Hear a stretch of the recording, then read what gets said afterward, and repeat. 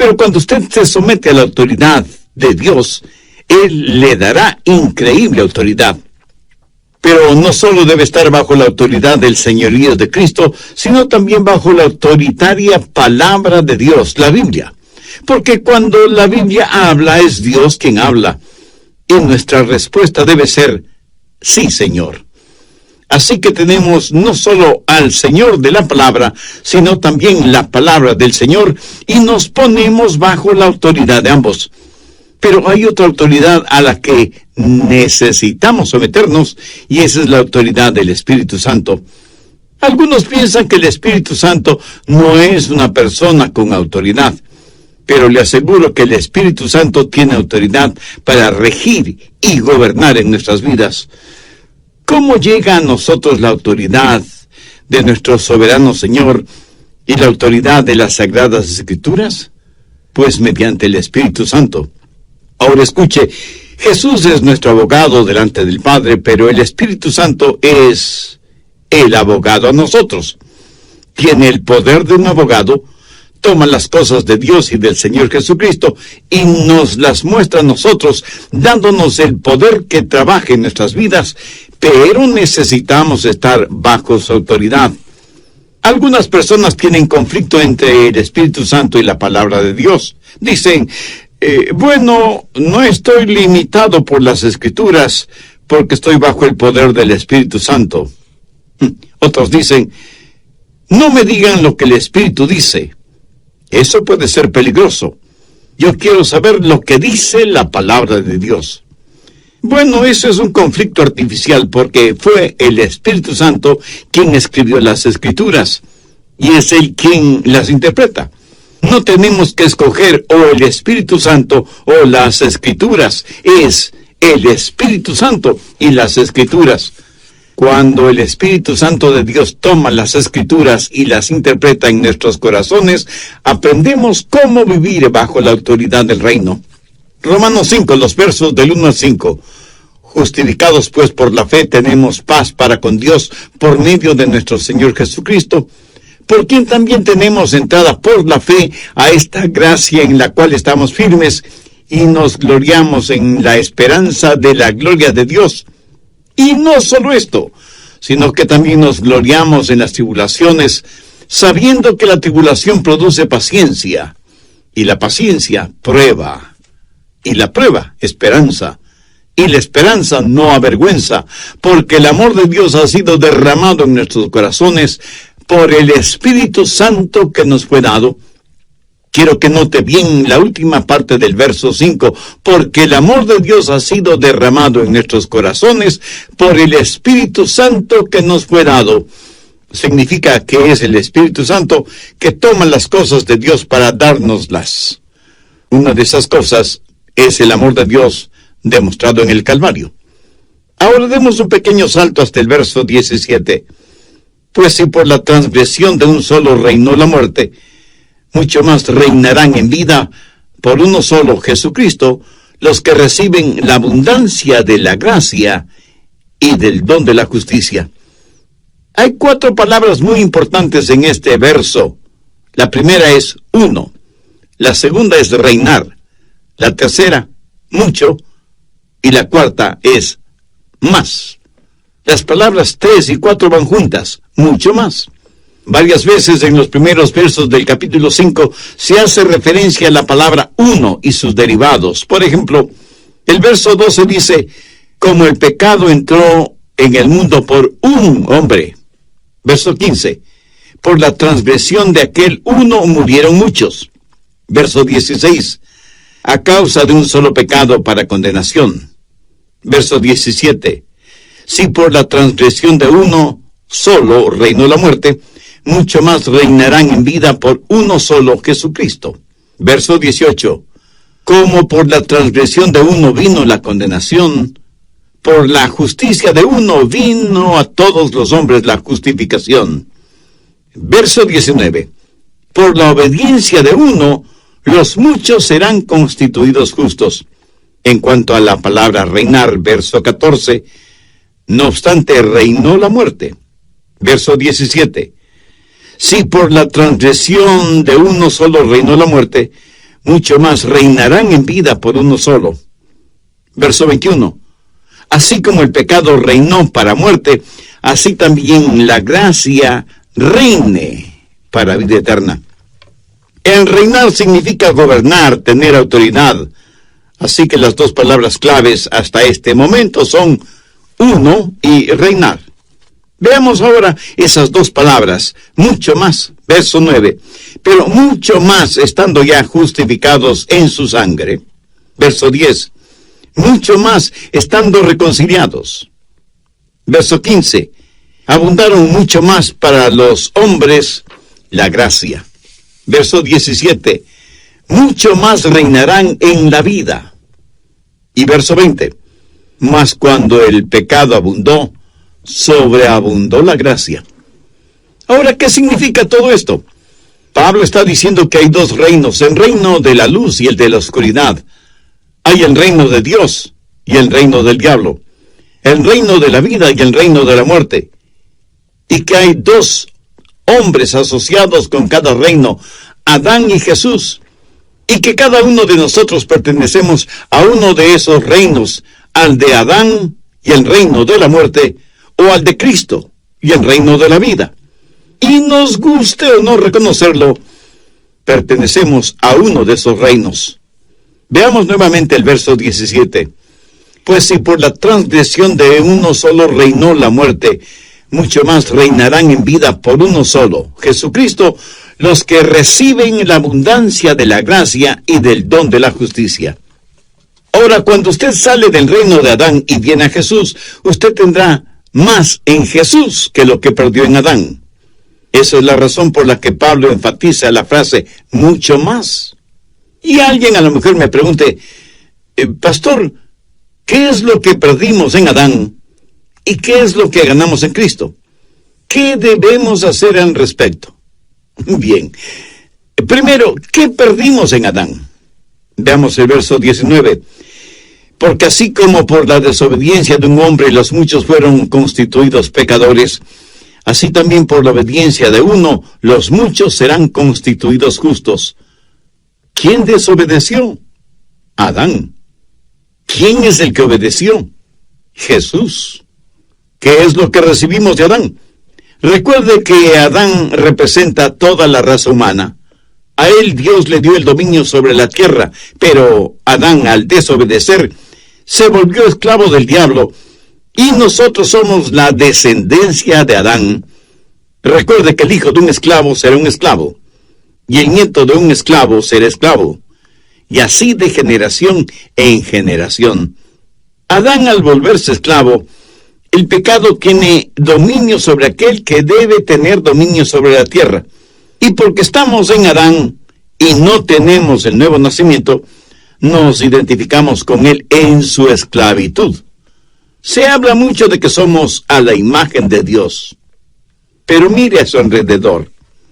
¿Cree que Dios tiene esa imagen? Adán fue hecho a la imagen de Dios. Nosotros somos a la imagen de Adán.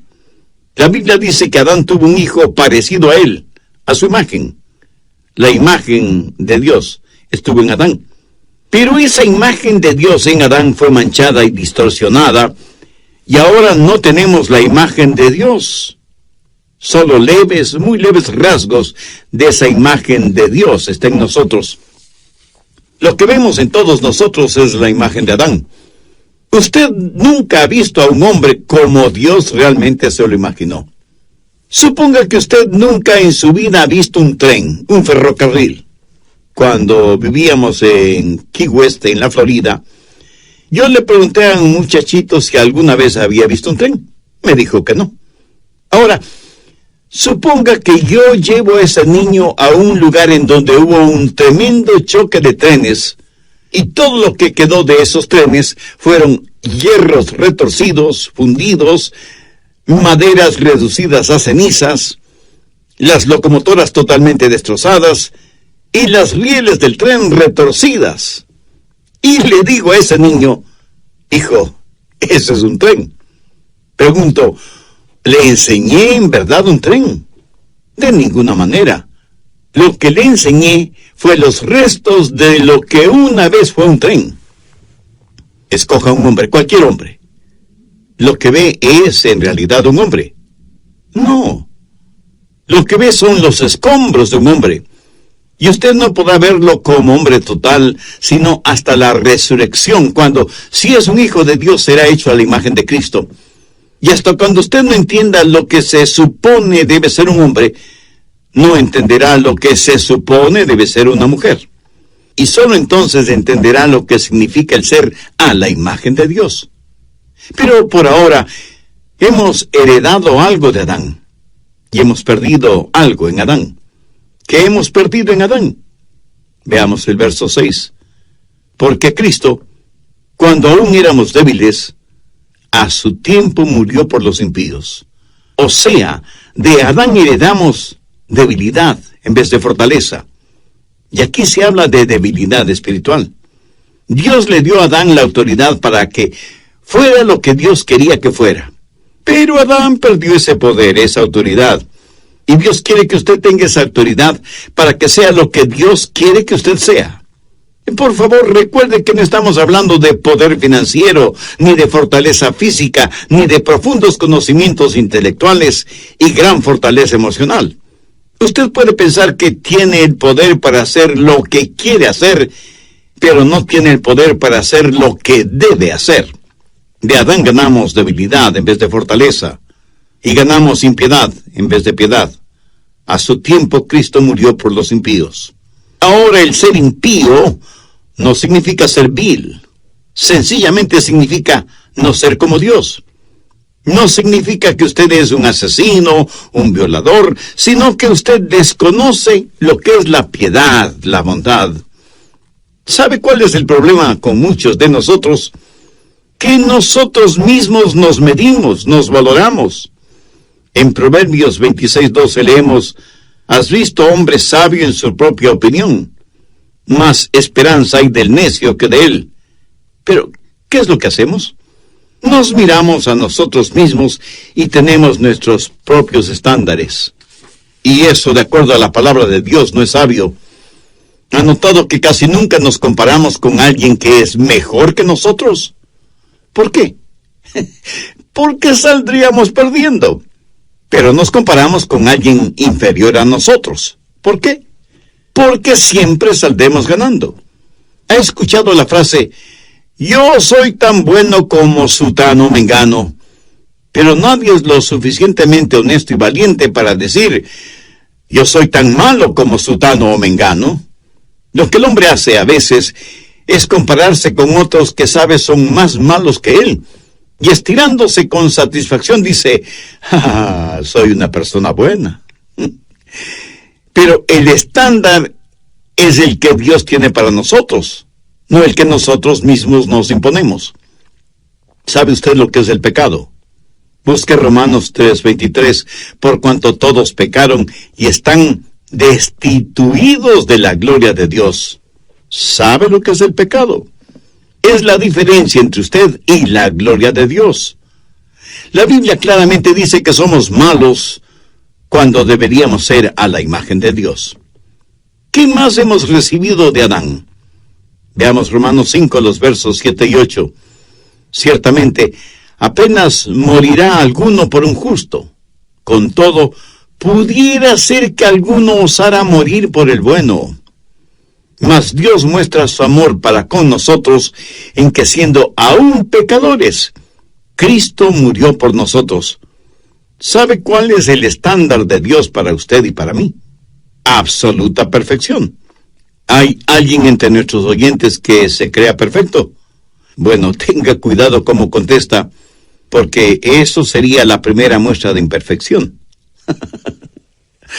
La Biblia dice que el pecado es la transgresión de la ley. Si alguna vez usted ha roto una de las leyes de Dios, usted es un pecador, aunque usted no lo piense así, porque no ha roto todas las leyes de Dios. Cuando un policía le detiene por una violación de tráfico, ¿cree que le servirá de algo que le diga al policía todas las otras leyes de tránsito que no ha quebrantado? El apóstol Santiago dice: porque cualquiera que guardare toda la ley, pero ofendiere en un punto, se hace culpable de todos. ¿Me dice que no entiende esto? Bien. Suponga, solo suponga que usted está suspendido sobre un ardiente fuego y se sostiene con una cadena de 10 eslabones. ¿Cuántos eslabones de esa cadena deben romperse antes de que usted caiga en el fuego? Solo uno. Solo uno. Es pues el pecado, la transgresión, la violación, el quebrantamiento de la ley de Dios. Pero pecado no es solo hacer lo que no debe hacer, sino dejar de hacer lo que sí debe hacer. El apóstol Santiago lo dice muy claramente: al que sabe hacer lo bueno y no lo hace, le es pecado. ¿Hace usted siempre lo que piensa que debe hacer? Dios no solo nos encuentra culpables porque lo que hacemos es incorrecto, sino también cuando fracasamos en hacer aquello que es bueno. O sea, somos culpables no solo por los pecados de comisión, sino también por los pecados de omisión.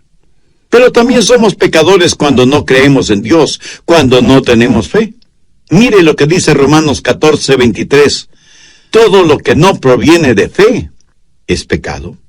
Me dice que usted tiene perfecta fe y que nunca ha dudado de Dios, que nunca ha hecho nada sobre lo que tiene dudas. Escuche nuevamente lo que dice la Biblia: todo lo que no proviene de fe es pecado.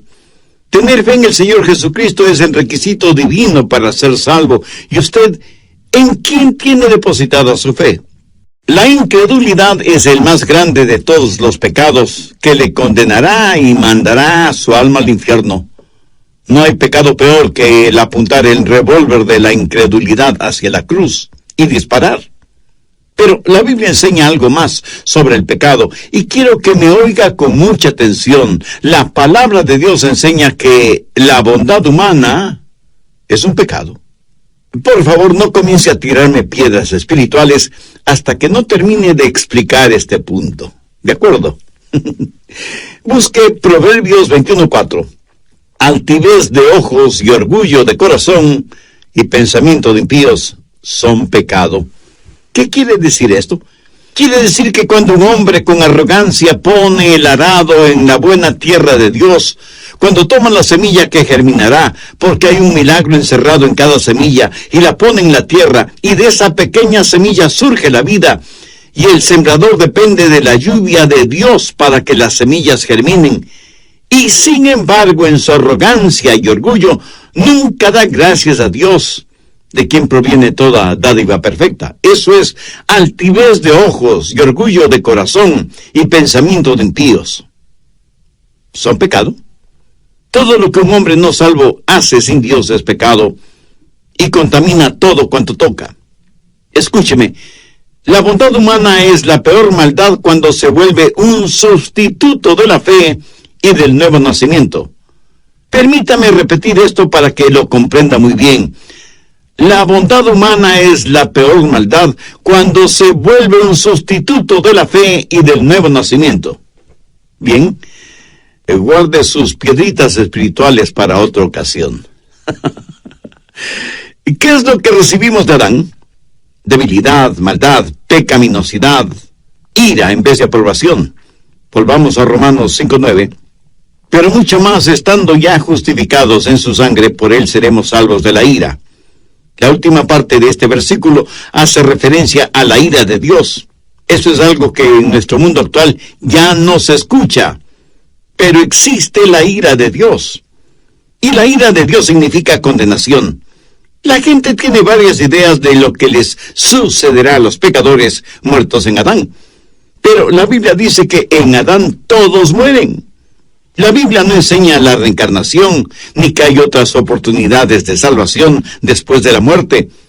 Tampoco enseña el aniquilamiento, o sea que usted cuando muere simplemente se desintegra y ahí termina todo.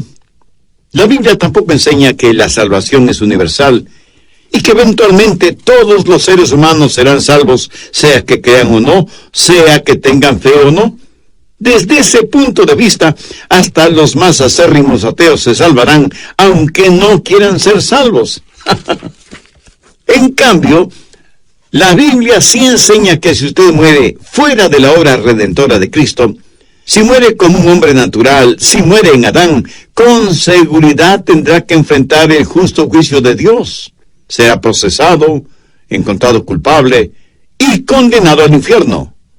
Yo no sería un buen siervo de Dios, yo no sería un buen amigo suyo, si no le dijera estas cosas. ¿Qué más recibimos de Adán? Guerra en vez de paz. Mire el versículo 10. Porque si siendo enemigos fuimos reconciliados con Dios. ¿Sabía que si usted está en Adán es enemigo de Dios? ¿Sabe lo que es el pecado? Pecado es la más alta traición contra el Rey del cielo. Pecado es el puño cerrado en el rostro de Dios. Y si alguien me dice, pastor, yo no soy enemigo de Dios. Tal vez no sea salvo, pero no soy enemigo de Dios. Es cierto que no he entregado mi corazón a Cristo, pero no soy enemigo de Dios.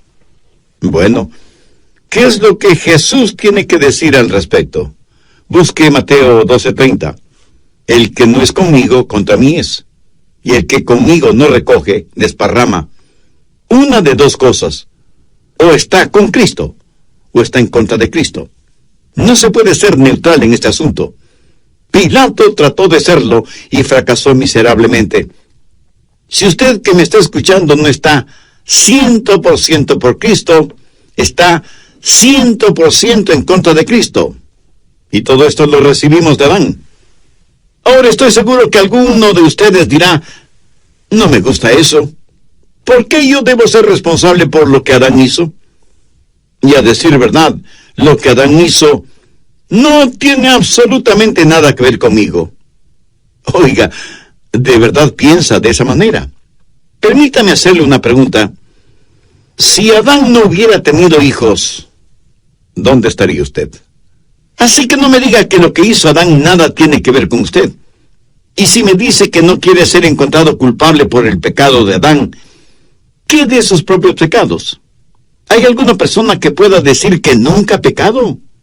Y no se preocupe por el pecado de Adán. Usted tiene sus propios pecados por los cuales debe preocuparse. Si usted hubiera estado en el lugar de Adán, le puedo asegurar que hubiera hecho lo mismo que él hizo. Y si me pregunta, ¿es Dios justo dejándonos sufrir por el pecado de Adán? Le respondo justificación. El verso 9 dice, pues mucho más estando ya justificados en su sangre, por él seremos salvos de la ira. Ahora, ¿qué significa ese mucho más? Que estamos positivamente justificados. Cuando pensemos en la cruz, debemos recordar tres palabras: justicia, misericordia y gracia. Justicia es Dios dándonos lo que merecemos, o sea, el juicio. Misericordia es Dios no dándonos lo que merecemos. Y gracia es Dios dándonos lo que no merecemos. Estas tres palabras las encontramos en el Calvario. Cuando mis pecados fueron puestos sobre el Señor Jesús, la justicia de Dios fue satisfecha. La culpa de mi pecado fue pagada totalmente. Por lo tanto, no tengo que enfrentar la ira de Dios, porque Él me protege con su misericordia. Pero entonces, cuando Él me justifica, me otorga su gracia. Y todo esto por medio del Señor Jesucristo. Ese es el significado del mucho más de nuestra justificación. Ahora veamos el mucho más de nuestra reconciliación. En el verso 10, porque si siendo enemigos fuimos reconciliados con Dios por la muerte de su Hijo, mucho más, estando reconciliados, seremos salvos por su vida. Cuando Jesús murió en la cruz, se dio por nosotros. Pero cuando envió al Espíritu Santo, se dio a sí mismo a nosotros. Y ahora tenemos esa comunión con Dios que fue interrumpida cuando Adán pecó. Estamos reconciliados. Ahora quiero que entienda bien lo siguiente. No es Dios quien se reconcilia. Dios no necesita ser reconciliado. Nosotros somos reconciliados con Dios. En esto, ¿cómo es que nosotros tenemos mucho más de lo que Adán tuvo? Adán caminó con Dios en el jardín del Edén. Pero yo tengo el Espíritu Santo de Dios en mí. Y eso, mi amigo, eso es mucho, mucho más.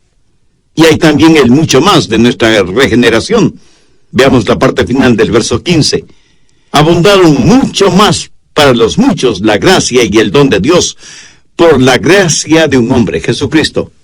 La gracia de Dios significa que Él nos ha regenerado. No solamente nos salvó de su ira, sino que ha venido a nuestro corazón para darnos vida. Y alguien podrá decir, pero pastor, Adán tuvo vida. Es cierto, pero en cambio yo tengo vida abundante. Jesús mismo dijo, yo he venido para que tengan vida y para que la tengan en abundancia.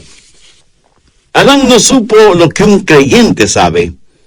Él nunca conoció, hasta que fue redimido, lo que usted y yo como hijos de Dios conocemos. Yo personalmente prefiero vivir en Romanos 5 que en el jardín del Edén, porque es el mucho más de nuestra regeneración. Pero también tenemos el mucho más de la justicia. Veamos nuevamente el verso 17. Pues si por la transgresión de uno solo reinó la muerte, mucho más reinará en vida.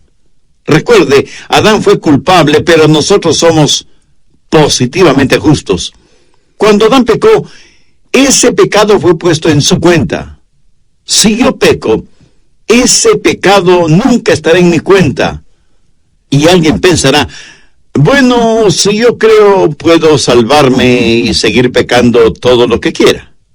En términos generales, pecamos todo lo que queremos pecar y hasta más de lo que queremos pecar. Por eso necesitamos un querer nuevo, y solo lo podemos tener si nacemos de nuevo.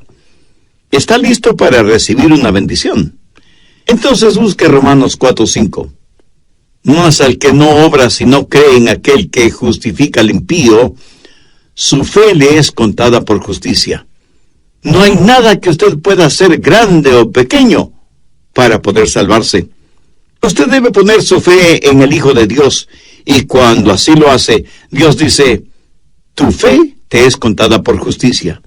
El apóstol Pablo, citando uno de los salmos del rey David, dice, bienaventurado el varón a quien el Señor no inculpa de pecado. Ahora, ¿qué significa la palabra inculpar? Significa el poner algo en su cuenta. Cuando usted es un hijo o una hija de Dios, Él pone justicia en su cuenta personal. Pero no es la justicia suya, porque nunca la tuvo, sino la justicia de su Hijo, el Señor Jesús. Y Él pone esa justicia en su cuenta, sin que usted tenga que trabajar.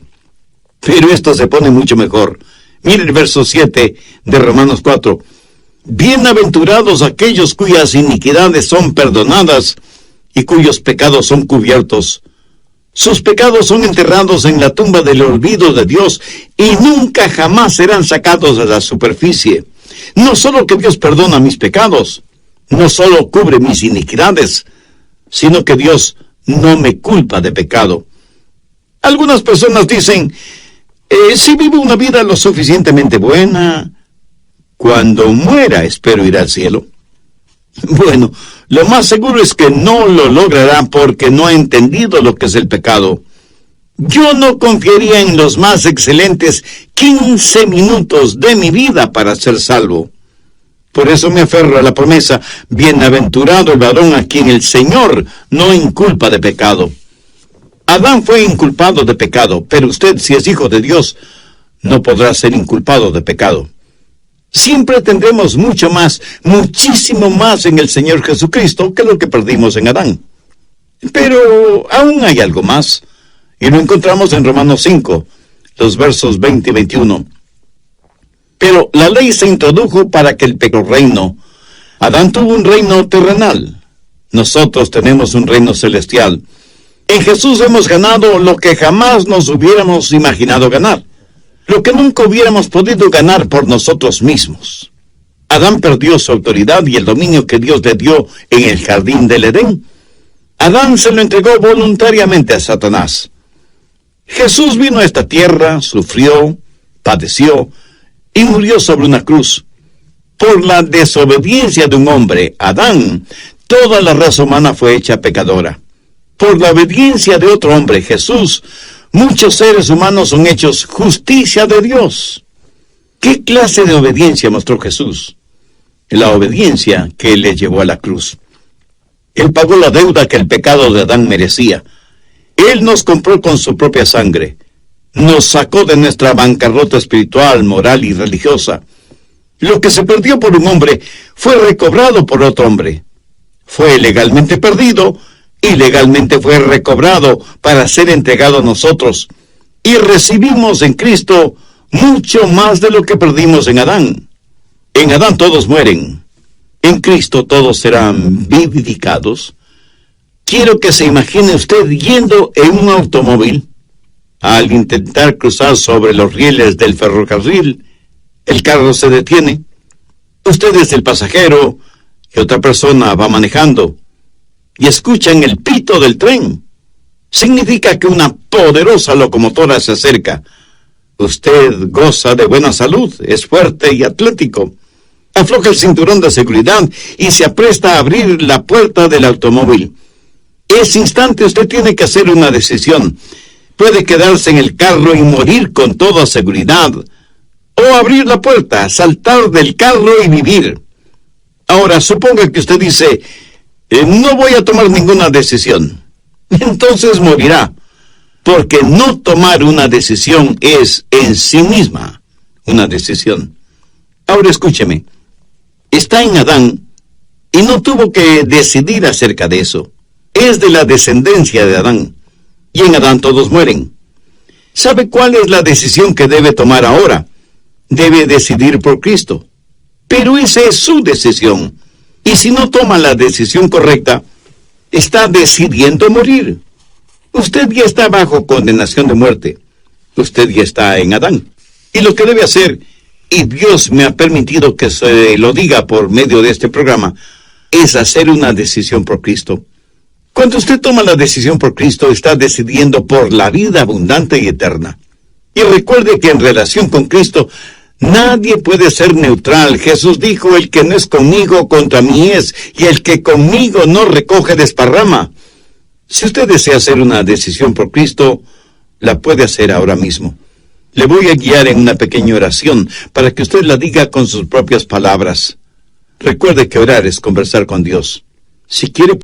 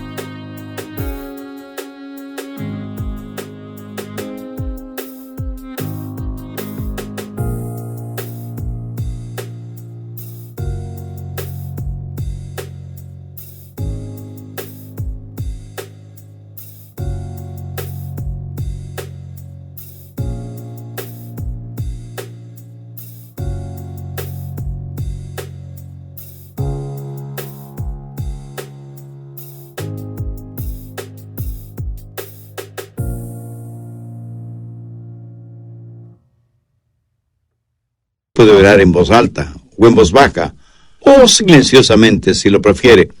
A Dios no le impresionamos ni por el volumen de nuestra voz, ni por el dominio gramatical del idioma. Sencillamente diga: querido Dios, me acerco a ti, reconociéndome pecador y perdido, necesitado de tu perdón y guía. No vengo en busca de tu juicio, sino de tu gracia, de tu misericordia. Señor Jesús, religiosamente he sabido que moriste en la cruz, pero ahora sí entiendo que lo hiciste para